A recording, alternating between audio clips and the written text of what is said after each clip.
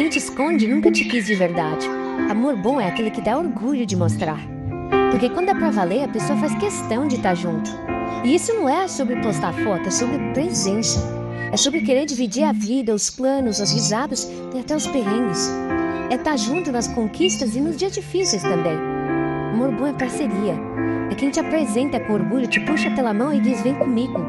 É quem fala com você com brilho nos olhos, porque sente a sorte de ter você por perto.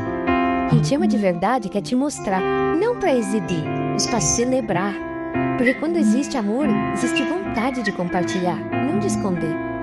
Você merece alguém que faça questão de te ter por perto, que te inclua nos sonhos, que te mostre com carinho e orgulho para as pessoas. O amor que soma, que caminha junto, que te faz sentir escolhida todos os dias.